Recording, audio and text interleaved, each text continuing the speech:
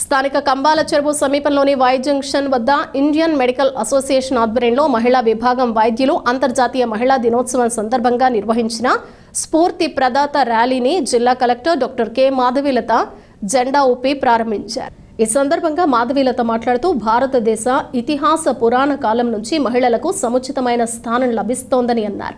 నేటి ఆధునిక కాలంలో మహిళలను ఆరోగ్యవంతమైన జీవన విధానం పట్ల మహిళల్లో అవగాహన కలుగచేసే కార్యక్రమాలను నిర్వహిస్తూ స్ఫూర్తిగా నిలుస్తున్న ఐఎంఏ మహిళా విభాగం వైద్యులను అభినందిస్తున్నట్లు పేర్కొన్నారు. ఆరోగ్య పరిరక్షణపై సమాజ అభివృద్ధికి మహిళా చేరికను ప్రేరేపించండి అనే నినాదంతో ర్యాలీలో పాల్గొనడం పట్ల సానుకూలత వ్యక్తం చేస్తున్నట్లు పేర్కొన్నారు. మహిళల్లో ఆరోగ్యం పట్ల మరింత అవగాహన కల్పించే దిశగా మరిన్ని కార్యక్రమాలను చేపట్టాలని కోరారు.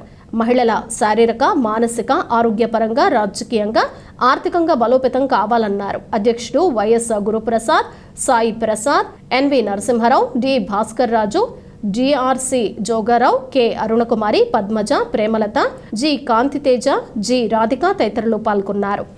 ఇలా కలుసుకొని ఉమెన్ ఎంపవర్మెంట్ గురించి మాట్లాడుకుంటుంటాం యాక్చువల్గా. But what I see is many women doctors. So empowerment is there in India since ages.